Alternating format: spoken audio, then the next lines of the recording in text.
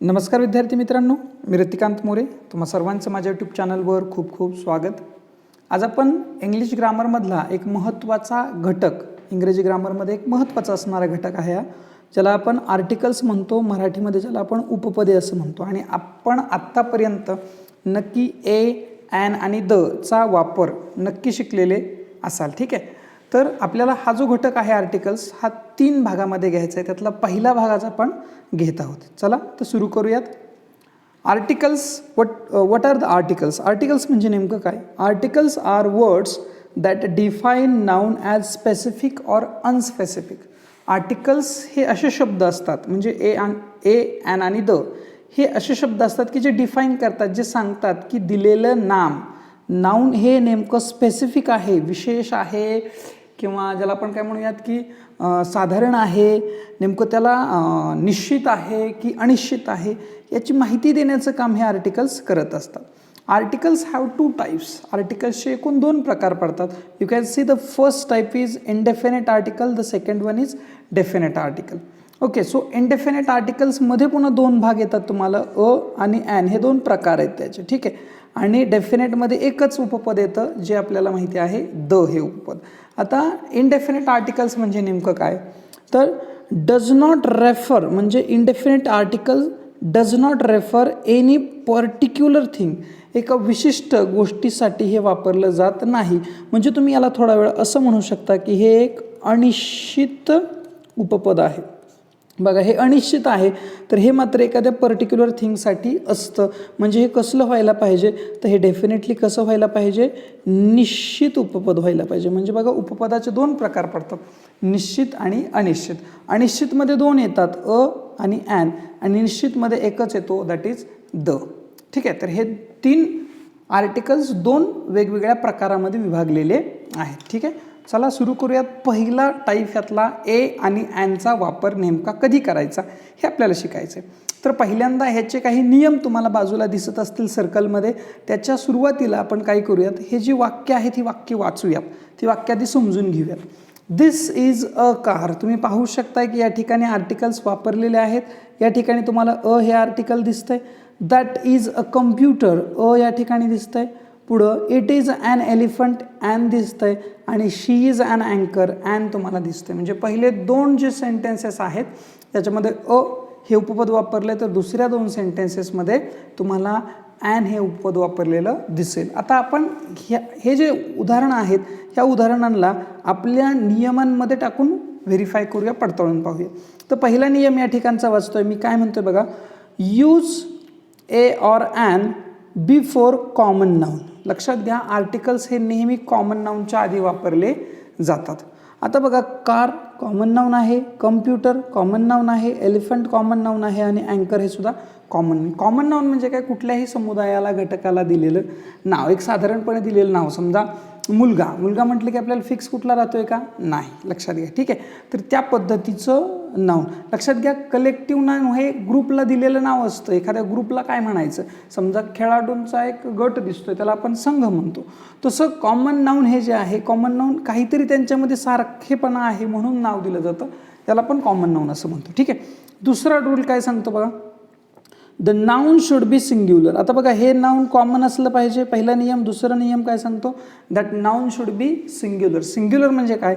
ते नाम एकवचनी असावं. Car cars, computer computers, elephant elephants, आणि अँकर अँकर्स. म्हणजे अनेक वचनसुद्धा मी तुम्हाला त्यात सांगितलं आहे. पण या ठिकाणी ज्यावेळेस अ किंवा ॲन वापरायचे त्यावेळेस तेच सामान्य नाम जे आहे ते कसं असावं? एकवचनी असावं. पुढचा नियम काय सांगतो बघा, it should be vowel sound. आता इथं 2 नियम दिसत आहेत तुम्हाला, it should be vowel sound आणि it should be consonant sound. आता लक्षात घ्या की हे जर 2 पहिले वाक्य बघितली तुम्ही, तर कम्प्युटर क उच्चार झाला बघा पुढच्या सामान्य नामाचा, कार कम्प्युटर, तर त्या वेळेस त्याचा उच्चार जो आहे तो काय झालेला आहे? वॉवेल साऊंडनं झालेला आहे, साऊंडनं. लक्षात घ्या, अक्षरानं नव्हे, वर्डनं नव्हे. तर साऊंड जो आहे, उच्चार जो आहे, तो उच्चार कशासारखा असला पाहिजे? व्यंजनासारखा. त्यावेळेस आपल्याला अ वापरायचं आहे. ठीक आहे, उच्चार व्यंजनासारखा असेल तर अ वापरायचं आहे. आणि जर समजा उच्चार तुमचा या ठिकाणी बघा, उच्चार व्यंजनासारखा म्हणजे या ठिकाणी अ वापरायचे. आणि जर तोच उच्चार कशासारखा असेल? स्वरासारखा, ज्याला आपण वॉवेल म्हणतो, तर त्या ठिकाणी तुम्हाला ॲन वापरायचं आहे. ठीक आहे, म्हणजे या ठिकाणी कार, कम्प्युटर या ठिकाणचा साऊंड कसला आहे, कॉन्सोनंट साऊंड आहे. आणि एलिफंट आणि अँकर ह्याचा साऊंड कसा आहे, वॉवेल साऊंड आहे. ठीक आहे, म्हणजे उच्चारावरती आपल्याला इथं थोडंसं फोकस करायचं आहे. नंतर पुढचा नियम बघूयात आपण. It should B countable. ते जे नाम आहे ना ते काउंटेबल असावं. तर काउंटेबल म्हणजे काय, तर ते मोजता येणार असलं पाहिजे. आता बघा, कार असू देत, कम्प्युटर, एलिफंट किंवा अँकर, ह्या सगळ्या गोष्टी आपण मोजू शकतो 1 2 3 4 अशा पद्धतीने, म्हणून ते सगळे काउंटेबल आहेत. So you can use article a or and.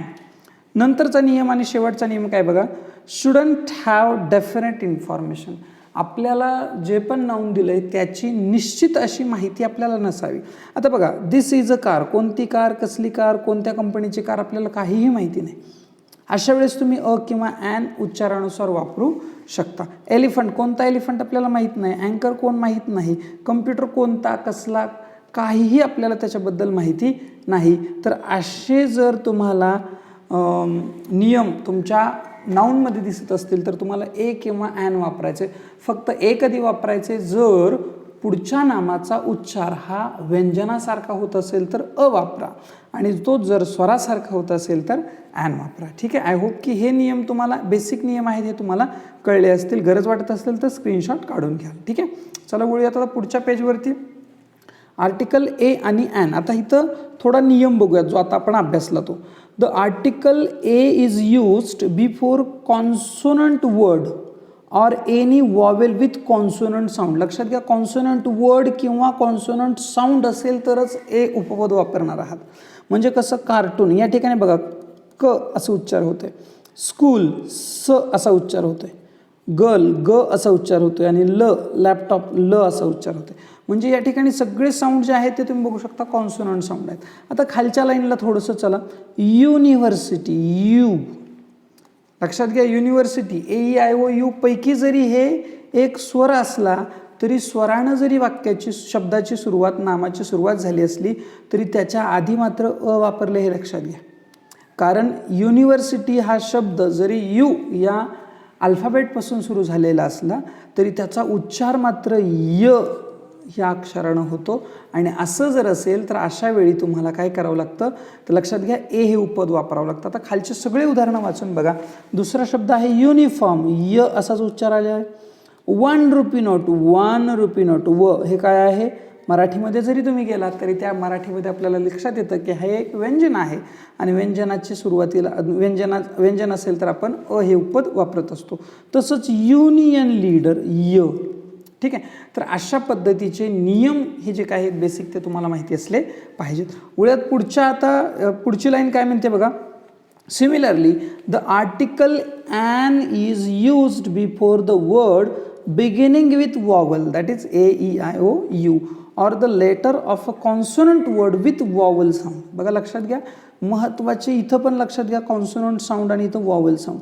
म्हणजे उच्चार जर स्वराने होत असेल, उच्चार जर स्वराने होत असेल तर अशा वेळी तुम्हाला काय करायचं आहे, ॲन हे उपपद निश्चितपणे वापरायचं आहे. जसं उदाहरण बघा, ॲपल ॲ असं उच्चार होतंय, ऑरेंज ऑ 100% काय आहे ते स्वर आहे.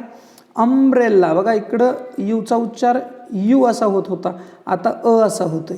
अ असा उच्चार झाले काय येतंय, ॲन येते, लक्षात घ्या. ठीक आहे, नंतर ॲन ईगल, ईगल मराठीमध्ये जरी उच्चारात गेलात ना तुम्ही तरी स्वर तुमचे जिथं असतील, स्वराचा उच्चार झाला की तुम्हाला ॲन वापरायचे.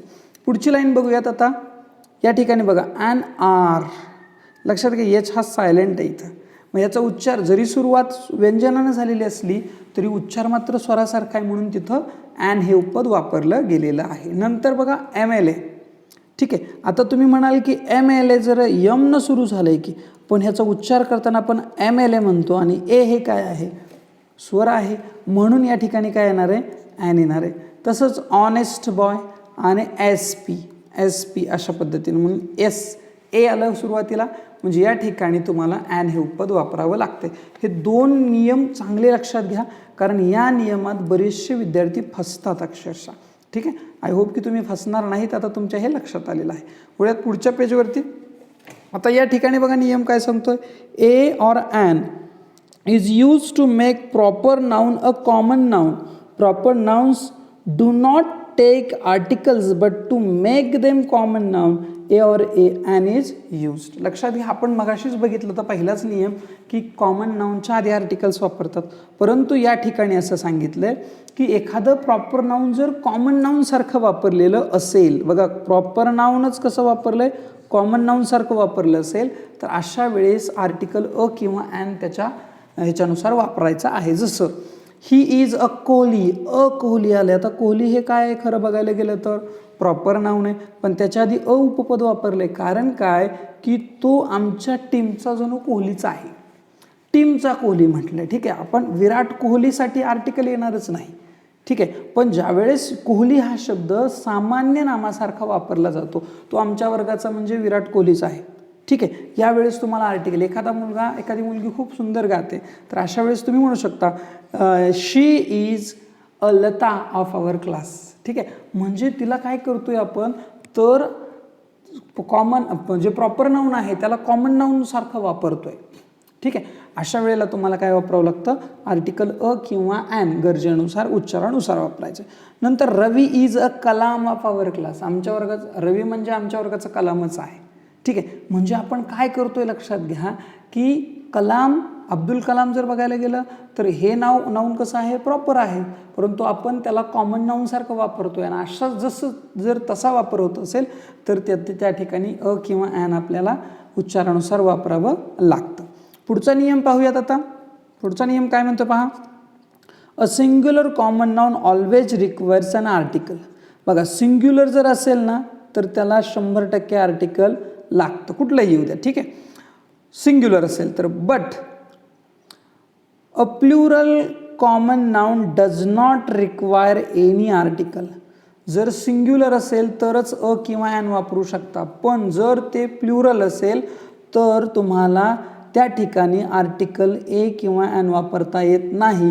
Can have the to particularise that noun. अशा वेळेला तुम्हाला अनेक वचनाच्या आधी द वापरावं लागतो, अ किंवा ॲन वापरता येत नाही. सिंग्युलर असेल तर मात्र अ पण वापरू शकताय, ॲन पण वापरू शकताय, द पण वापरू शकताय तसं. ठीक आहे, पण आपण बघतोय सध्या अ आणि ॲन, तर तेवढेच नियम आपण पाहूयात. आता जसं उदाहरण बघा, तुम्ही पाहू शकताय आय सॉ ॲन एलिफंट. बघा I saw an elephant, an वापरलं कारण एलिफंट एनं उच्चार झाला आहे, ओके नो प्रॉब्लेम. आणि कुठलाही एक एलिफंट बघितला, निश्चित माहिती आहे का, we don't have definite information about the elephant. Okay, I saw elephants, या ठिकाणी बघा एलिफंट्स आले, तर इथं आर्टिकल आलं आहे का, नाही.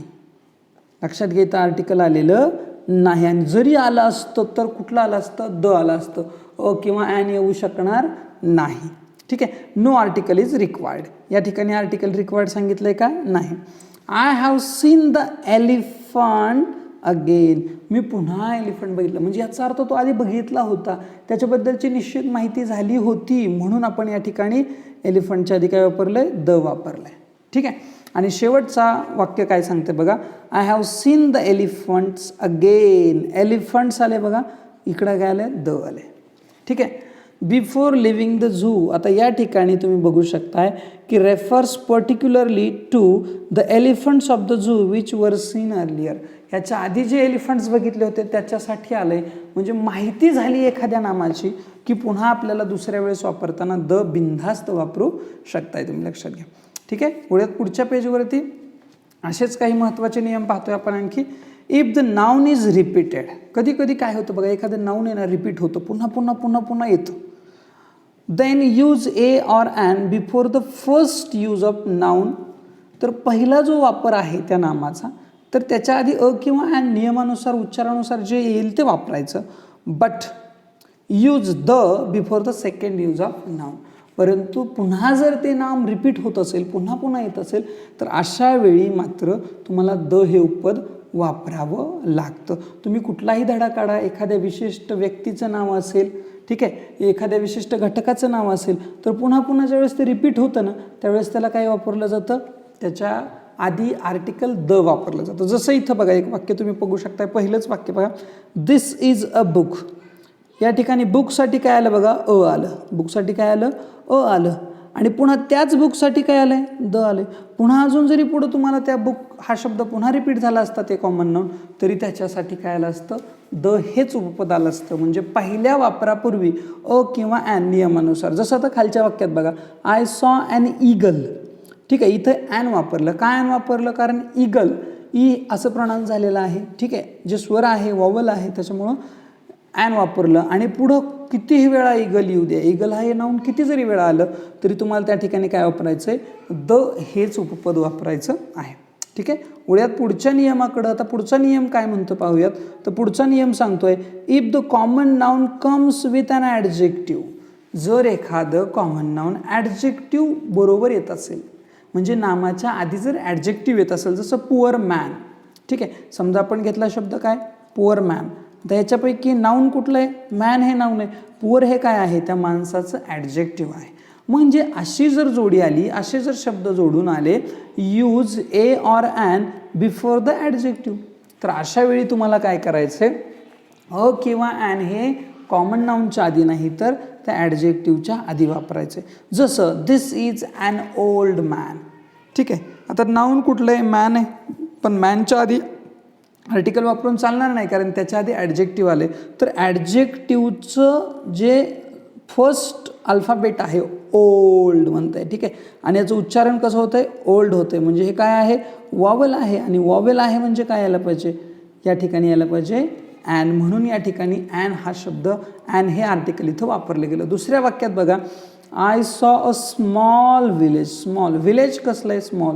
ॲडजेक्टिव्हच्या आधी तुम्ही आर्टिकल ए वापरलेलं आहे. म्हणजे सुरुवातीला आपण म्हटलं होतं की use article a or an before the common noun, पण या ठिकाणी ॲडजेक्टिव्हच्या आधीसुद्धा वापरलं जातं. आणि ॲडजेक्टिव्हच्या आधी जरी वापरलं तरी ते ॲडजेक्टिव्ह कशानं सुरू झालं आहे त्याच्यानुसार वापरतात, कॉमन नाऊन नाही. लक्षात घ्या. ठीक आहे, लास्ट नंतरचा रूल काय म्हणतो बघा, a or an is used in the sense of one. A किंवा ॲनचा वापर एक अशा अर्थानं सुद्धा केला जातो. जसं I have a story book. माझ्याकडं एक स्टोरी बुक आहे. अचा अर्थ इथं काय होतोय? एक असा होतोय. I met an officer. मी एका ऑफिसरला भेटलो किंवा मी एका ऑफिसरला भेटले होते. ठीक आहे, तर अशा अर्थानं तुम्हाला एक असा सुद्धा अर्थ त्या ठिकाणी तुम्हाला दिसतोय. ठीक आहे, उद्यात पुढच्या पेजकडं. पुढचं पेज काय म्हणते बघा, a or an is used to represent the whole class or in the sense of all. म्हणजे पूर्ण वर्गासाठी एक कुठला तरी शब्द असेल तर अशा वेळी म्हणजे हा जो वर्ड आहे, समजा या ठिकाणी बघा, teacher must teach the students. A teacher या ठिकाणी वापरले. आता हा जो शब्द आहे तो काही विशिष्ट एका कुठल्या तरी स्पेसिफिक टीचरसाठी आहे का? तर नक्कीच नाही.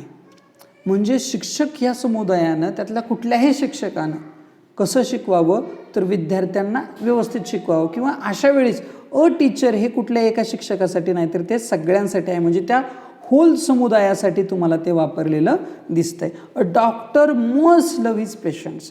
डॉक्टरांनी आपल्या पेशंट्सवरती खरंच प्रामाणिकपणे किंवा प्रेमानं काय केले पाहिजेत? उपचार केले पाहिजेत.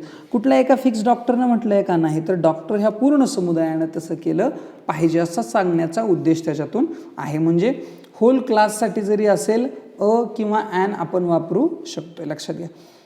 ए or an is used in the sense of every. प्रत्येकी अशा अर्थानं सुद्धा अ किंवा ॲन वापरलं जातं. कसं? I receive 10,000 a month for this job. मी या कामासाठी महिन्याला 10,000 रुपये घेतो. म्हणजे दर महिन्याला म्हटल्यासारखं. ठीक आहे, दरमहा आपण जे म्हणतो ना, तर त्यासाठी आपण अ हे त्या अर्थानं सुद्धा वापरलेलं पाहतो. He comes home twice an year. वर्षातून तो 2दा गावाकडे येतो. ठीक आहे, ॲन या ठिकाणी आलंय, अ या ठिकाणी आलंय, पण दोन्हीचा अर्थ एवढी असा सुद्धा होतो. लक्षात घ्या. नंतर आहे a or an is used in exclamatory sentences. Exclamatory sentences हा घटक आपण जेव्हा घेऊ तेव्हा पुन्हा अजून आपल्या ते चांगलं लक्षात येईल. What a terrible thing it is. या ठिकाणी बघा अ आलं. कशाच्या आधी आलं? ॲडजेक्टिव्हच्या आधी आलं. हे त्याचं नाऊन आहे. ठीक आहे, म्हणजे एक्सक्लेमेटरी सेंटेन्सेसमध्ये सुद्धा अ किंवा ॲनचा वापर होतो. तसंच दुसरं वाक्य, what an exciting story it is. बघा या ठिकाणी हे एक्साइटिंग जे आहे ना त्याच्यासाठी ॲन आले. ठीक ठीक आहे. तर अशा अर्थानं तुम्ही आर्टिकल तुमच्या वाक्यामध्ये वापरू शकता. ठीक आहे. आय होप की तुम्हाला हे जे झालेले नियम आहेत ते समजले असतील तर याचा स्क्रीनशॉट काढा, हे उदाहरणं सोडवण्याचा प्रयत्न करा. बघा आपल्याला 10 पैकी 10 उदाहरणं सोडवता येतील का. आय होप की हा व्हिडिओ तुम्हाला नक्की आवडला असेल तर नक्की लाईक करा, शेअर करा तुमच्या मित्रांबरोबर आणि चॅनलवर नवीन असाल तर प्लीज सबस्क्राईब करा. Okay, thank you.